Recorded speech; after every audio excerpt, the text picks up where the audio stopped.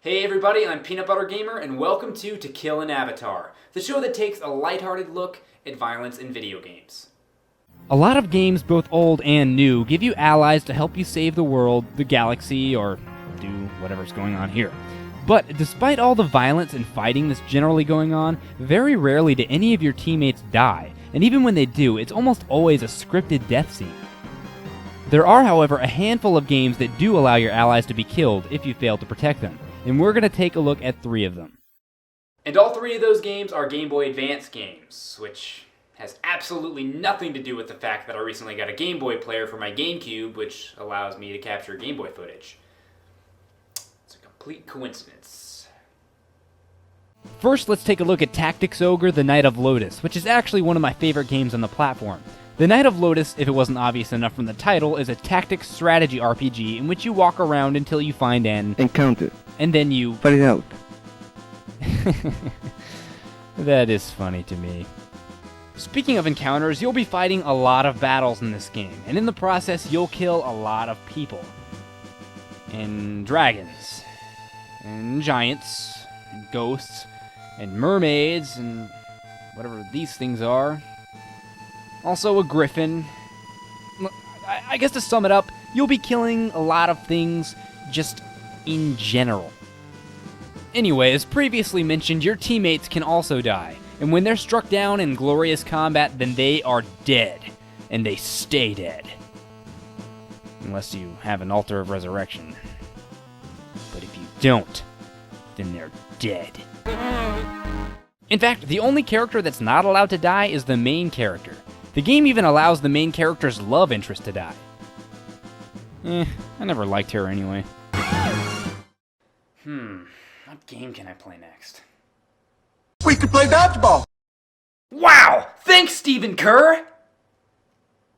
Super Dodgeball is a crazy game with crazy people and crazy craziness. This is not your ordinary game of dodgeball. You can jump insanely high, throw unnaturally powerful shots, and most importantly, you can die. That's right, you and your entire team can die in a little game of dodgeball. What's more interesting, though, is the way in which you die. When you get hit with a powerful throw, your character flies across the screen. Multiple times. Though I question the legitimacy of that, I have to admit, it's pretty funny. And for the cherry on top, they turn into angels. And what's with this cheerful music? I mean, look at all the carnage and death that's taking place here. But then again, these people jump up and down cheering once they finish murdering the other team, so I guess they have a different moral standard than everyone else. But now that I think about it, the last episode of the show that I did was about killing innocent people, so who am I to judge, really? The last game I'm going to talk about in this episode is Fire Emblem. It's relatively similar to Tactics Ogre, but there are some differences when it comes to your allies and their potential deaths. One of the biggest differences is that there's more than one character that the game deems as important to the story.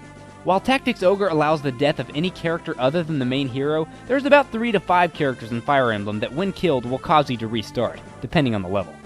Despite this, the death of your allies in Fire Emblem is much more interesting because every character in the story is given not only dialogue, but a personality as well.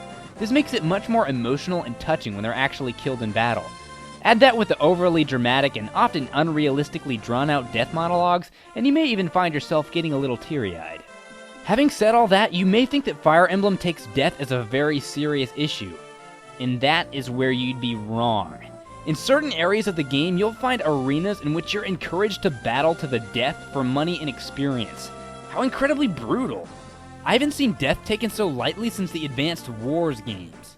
Yay, death and war is fun! I like war! I'm a general of an army and I'm just a 12-year-old! Ha ha hoo!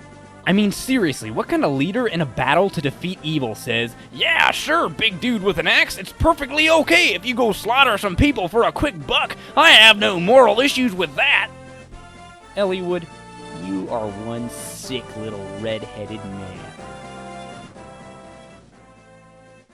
Go to normalboots.com now to see the new video listed below.